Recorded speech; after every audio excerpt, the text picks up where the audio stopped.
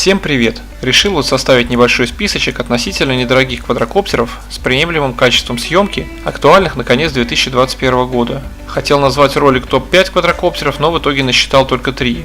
Можно было бы добавить еще парочку, но все же думаю, что они остаются за границей того качества, которое от них требуется. Первым в нашей троице будет всем известный SGRC F11 4K Pro и его обновленная версия SGRC F11S 4K Pro с сильно увеличенной дальностью полета до 3 км с помощью встроенного репитера. Лично в моем топе этот дрон уже больше года на первом месте. Многие производители пытаются его подвинуть, но ничего у них не получается. По моему мнению, он до сих пор является самым удачным квадрокоптером для съемки видео в бюджетном ценовом сегменте. Коротко о его характеристиках. Разрешение фото и видео 4К, поддержка внешней карты памяти, система электронной стабилизации изображения, время полета в районе 25 минут, дальность передачи видео на смартфон до 1 км, в зависимости от вашего смартфона. Чаще всего, конечно, меньше. У продвинутой версии F11S дальность увеличена до 3 км, и даже если на практике будет меньше, ее вам хватит за глаза. Также имеется набор интеллектуальных режимов полета, таких как «Следуй за мной», «Движение по орбите», «Автоматический возврат домой» и «Движение за выделенным объектом». В общем, машина получилась отличная. Далее по списку я планировал разместить SG906 Max с его вращающимся лазерным датчиком препятствий, но вот мне кажется, что не тянет он на роль дрона для съемки, который сравним по качеству с предыдущим коптером. Да, он красивый внешне и лазерный датчик смотрится очень круто, летные характеристики тоже на уровне, тем более что недавно вышла версия Max 1, в которой дальность связи тоже увеличена до 3 км. Но видео, несмотря на трехосевой подвес, дергается и плывет.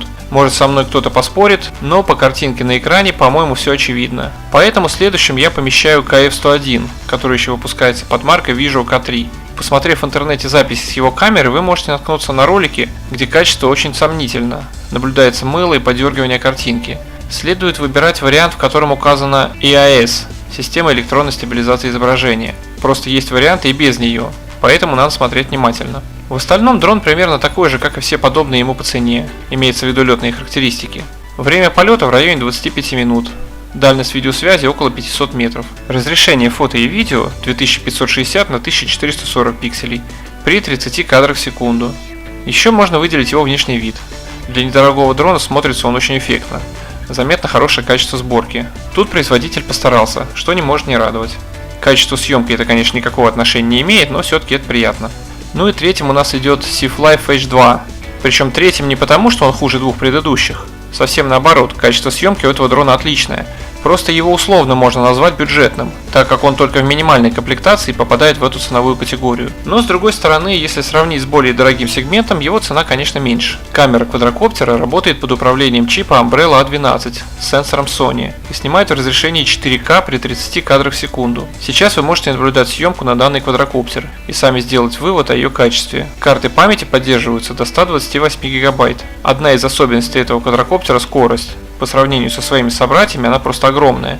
На максималках она может достигать 72 км в час, что позволит снимать какие-нибудь очень динамичные ролики. Высота полета тоже не маленькая, 500 метров. В двух предыдущих моделях 120. В теории они все могут летать выше, но высота ограничена прошивкой. Также для управления предыдущими двумя дронами вам потребуется наличие Wi-Fi 5 ГГц на вашем смартфоне, на который надо установить специальное приложение, через которое вы свяжетесь с дроном. Здесь же никакого Wi-Fi 5 ГГц в вашем смартфоне не потребуется. Связь с пультом осуществляется на обычной частоте 2,4 ГГц, которая поддерживается любым смартфоном. А дальше пульт уже свяжется с дроном. В общем, очень неплохой квадрокоптер получился. Единственный минус – цена. Для некоторых она может показаться слишком большой.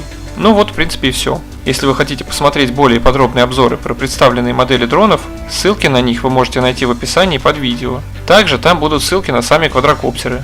Смотрите и выбирайте под свои желания и задачи то, что вам больше подходит. Если ролик был для вас полезен, ставьте лайки и подписывайтесь на канал. Отличных вам полетов, правильного выбора и до новых встреч. Пока!